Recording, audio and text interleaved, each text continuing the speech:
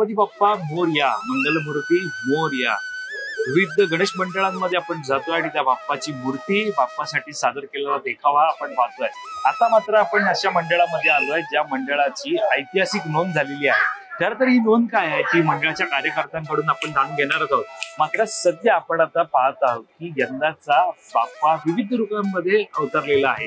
सध्या आपण आहोत लालबागच्या परिसरामध्ये असलेल्या चिंचपोकळी लालबाग या नगरीमध्ये असलेल्या रंगारी बदक चाळ या सार्वजनिक गणेश उत्सव मंडळामध्ये आपण आलेलो आहोत. या मंडळाचं वैशिष्ट्य म्हणजे ज्या वेळेला या मंडळाची सुरुवात झाली होती त्यावेळेला मुंबईसह राज्यभरामध्ये पहिली मिरवणूक या मंडळाची होती. निश्चितच इतिहास काय तो आपण या कार्यकर्त्यांकडून जाणून घेणारच आहोत. मात्र यंदाचा बाप्पा कोणत्या रूपात आहे, त्याच्यासाठी काय देखावा सादर केलाय आपण जाणून घेऊयात. मंडळाचे सरचिटणीस गणेश काळे आपल्या सोबत आहेत. गणेशजी, आपलं महानगरमध्ये आपलं स्वागत आहे. साधारणतः काय सांगाल, यंदा बाप्पा विराजमान झालेला आहे, बाप्पासाठी खास देखावा सुद्धा पाहायला मिळत आहे.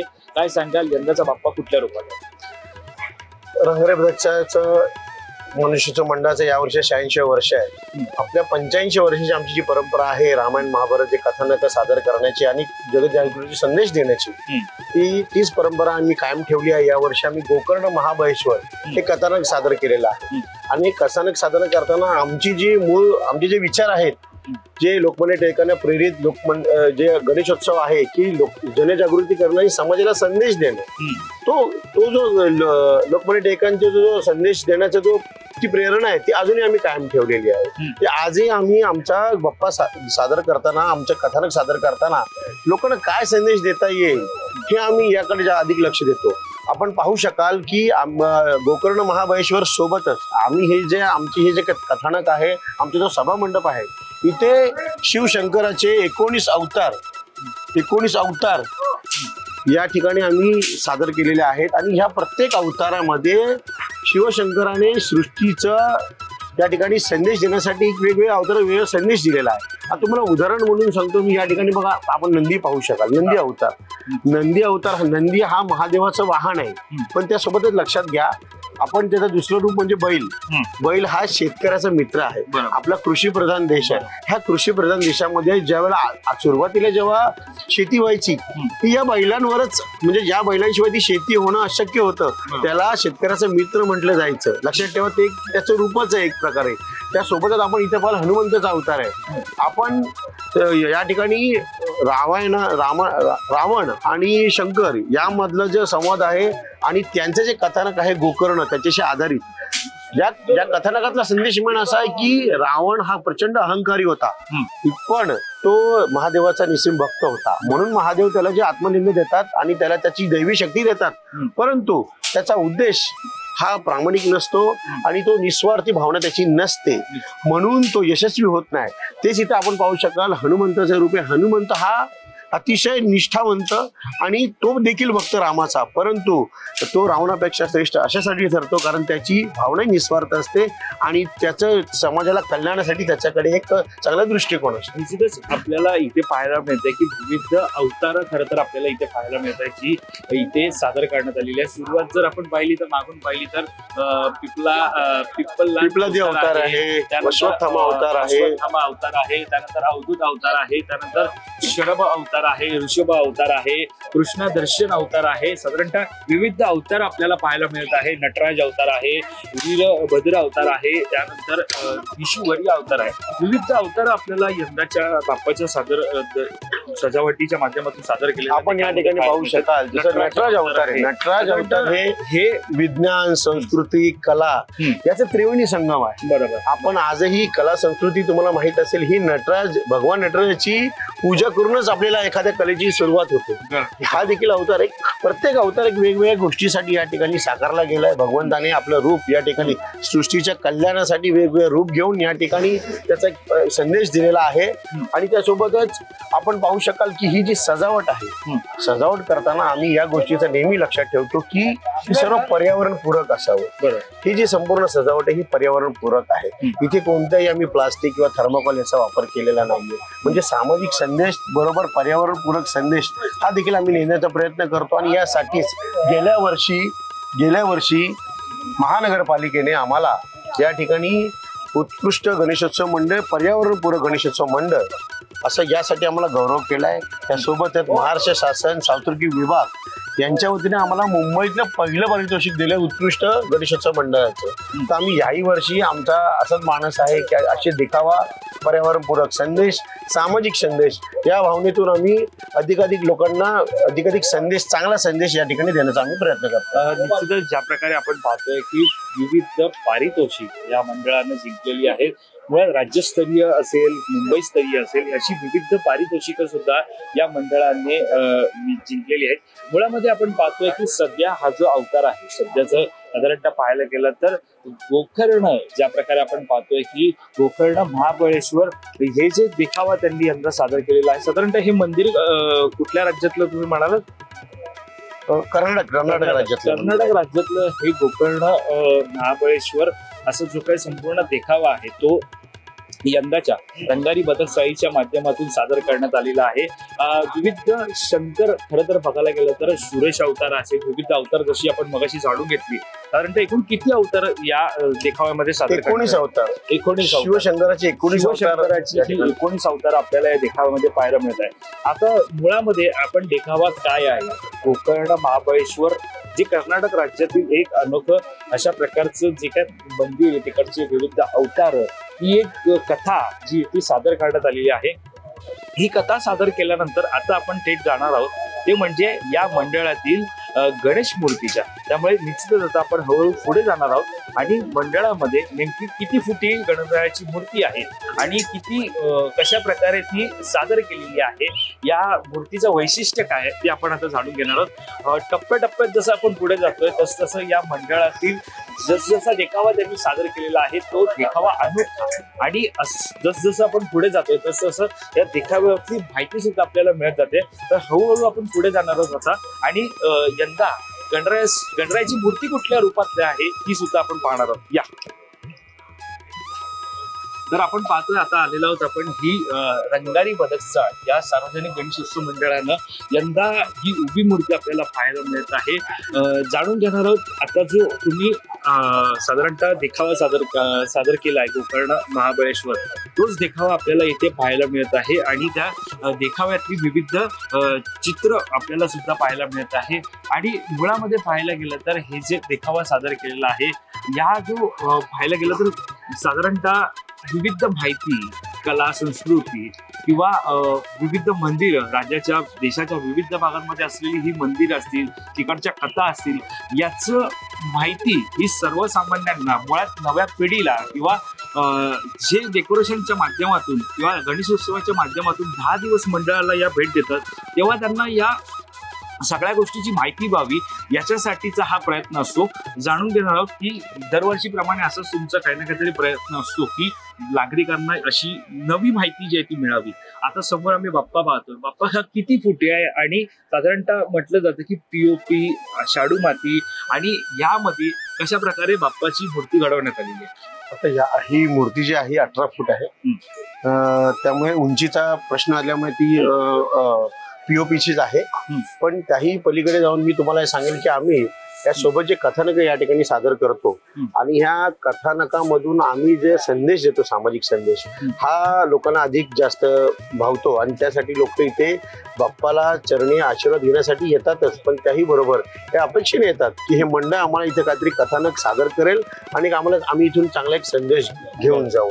आजही लोक आवर्जून ह्या बाप्पाला दर्शन घेण्यासाठी आणि रंगारी बदकचाळचं कथानक ऐकण्यासाठी, एक सामाजिक संदेश घेण्यासाठी येत असतो.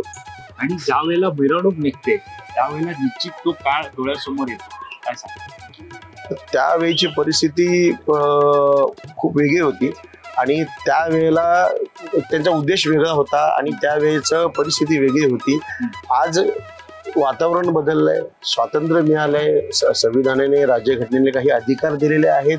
पण आजही आम्ही लोकांना स्वातंत्र्य जरी मिळालं असेल तरी हे स्वातंत्र्य अबाधित राखण्यासाठी आणि आपल्याला जी घटनेने आपल्याला अधिकार दिलेत ते अधिकार योग्य पद्धतीने आपण आजही त्याचा वापर केला पाहिजे.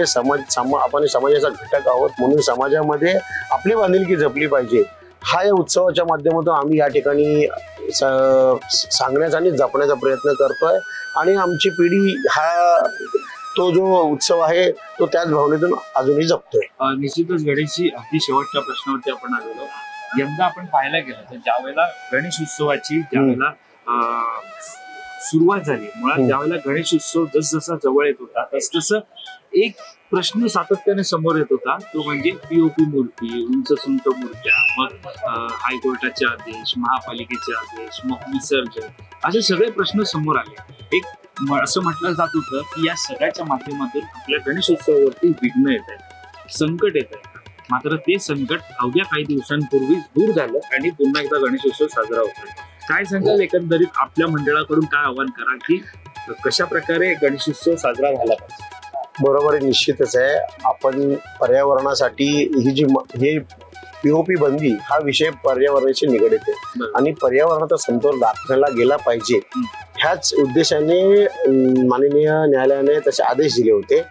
म्हणून आम्ही सांगतोय की मूर्ती जरी आमची पीओपीची असली तरी सुद्धा इतर जी सजावट जी आमची आहे तीच भावना जपत हा संदेश लोकांपुढे यावा म्हणून आम्ही स्वतः याची पहिली सुरुवात केलेली आहे की आम्ही आमचा उत्सव हा पर्यावरण पूरक करतो. जिथे जिथे शक्य आहे पर्यावरणाचा समतोल राखेल अशा पद्धतीने सजावट करणं, इतर गोष्टी पर्यावरणाला कुठे हानी पोचणार नाही, आपला समतोल बिघडणार नाही याची पूर्ण काळजी आमचं मंडळ घेतं. इथे संपूर्ण सजावट तुम्ही पाहू शकाल, ही संपूर्ण सजावट पर्यावरण पूरक आहे. आम्ही कोणत्या पद्धतीचे या ठिकाणी थर्मोकोल प्लास्टिक असं वापरत नाहीये आणि त्याचमुळे आम्हाला याचं पारितोषिक तर मिळालं आहे आणि त्याही सोबत पर्यावरणाचा समतोल राखण्यासाठी एक चांगला संदेश देण्यासाठी आम्ही ह्या उत्सवाच्या माध्यमातून एक चांगलं या ठिकाणी सादरीकरण करतोय, याचा आम्हाला अभिमान. निश्चित धन्यवाद आमच्याशी बातचीत केल्या संदर्भात. तर आपण पाहतोय ही जवळपास 18 फुटी मूर्ती आपण मागे माझ्या पाहतात ती म्हणजे रंगारी बदकचाळ या बाप्पाची विविध दरवर्षीप्रमाणे विविध देखावाच्या माध्यमातून जनजागृती करण्याचा त्यांचा हा प्रयत्न असतो. मुळात ऐतिहासिक ओळख या मंडळाची काय आहे ती सुद्धा आपण जाणून घेतली.